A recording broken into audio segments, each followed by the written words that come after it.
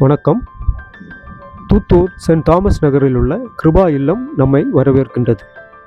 அந்த வளாகத்திற்குள்ளே போகும்போது ஒரு இன்பவனத்தில் வந்த ஒரு மகிழ்வு நமக்கு கிடைக்கின்றது. பச்சை வெள்ளை பூக்கள் நம்மை அப்படியே புன்சிரித்து வரவேற்கின்ற காட்சிகளைத்தான் நீங்கள் இப்போது பார்க்கின்றீர்கள்.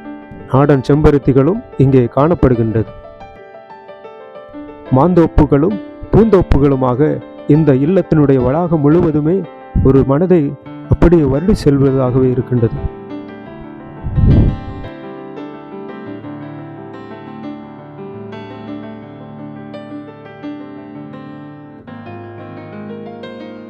இந்த இல்லம் கிளாரன்ஸ் ஷைலே என்பவருடைய இல்லமாகும்.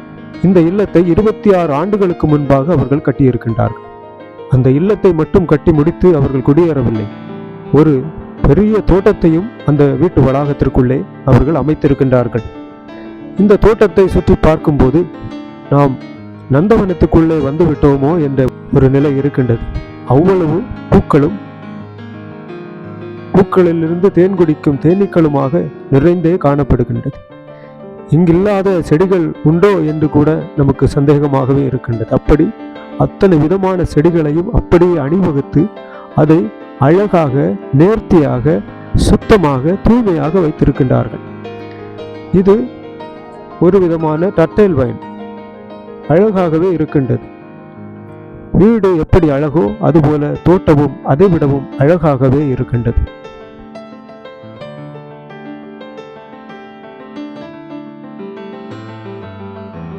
எவ்வளவு நேர்த்தியாக, தூய்மையாக, அழகாக இந்த வீட்டம்மா ஷைலே கிளாரன்ஸ் பராமரித்து வராங்க பாருங்க.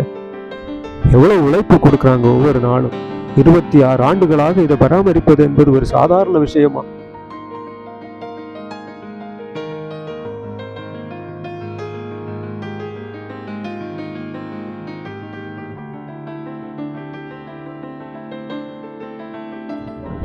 கண்களை கொள்ளையடிக்கின்ற இந்த பூக்களின் நிறங்கள், மனதிற்குள்ளே அப்படியே பதிந்துவிடக்கூடிய இந்த ரோஜா மலர்கள், கறிவேப்பிலையும் வேப்பிலையும் சேர்ந்து நிற்கக்கூடியது ஆச்சரியமான நிகழ்வாகவே இங்கே பார்க்கப்படுகின்றது.